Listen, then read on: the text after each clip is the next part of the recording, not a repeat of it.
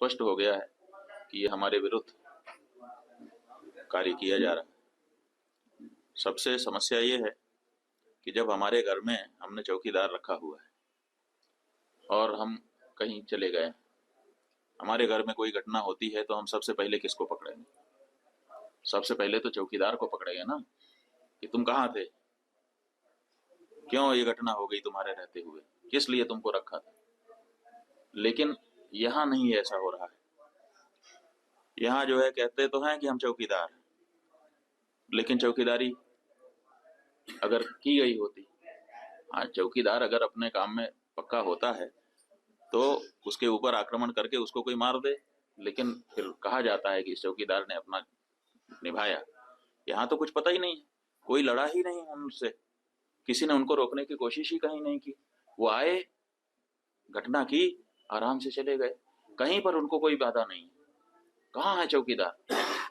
और चौकीदार के बारे में चर्चा ही नहीं हो रही है। अब कह रहे हैं हम उनको सबक सिखा देंगे, हम ये कर देंगे, हम वो कर देंगे। पाकिस्तान की धरती से आए थे।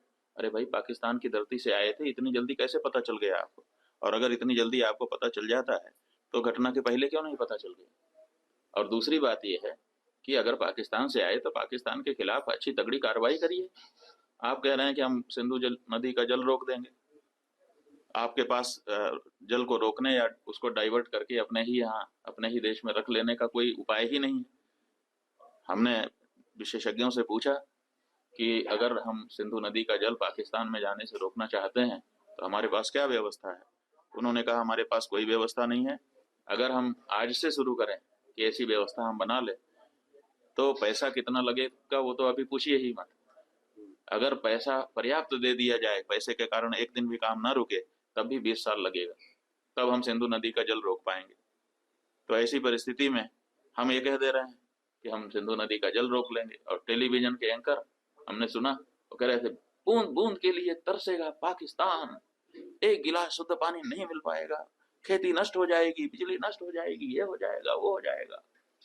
गजब बता रहे थे, ऐसा लग रहा था कि जैसे प्यास तो लग ही गई पाकिस्तान को। और इधर विशेषज्ञ बता रहे हैं कि हमारे पास पानी को रोक लेने का कोई उपाय ही नहीं। तो ये जो बातें हैं ये समझ से बाहर है। हमारा ये कहना है कि घटना बहुत बड़ी हुई है, इससे बहुत सारी शिक्षा समझ लेने की आवश्यकता है, सबक लेने की आवश्यकता है। और सबसे पहले जिन लोगों से ये चूक हुई है उनको चिन्हित करने की आवश्यकता है और उनको दंडित करने की आवश्यकता है। उसके बाद अगर कोई बाहरी है तो उसके ऊपर भी प्रहार करना चाहिए।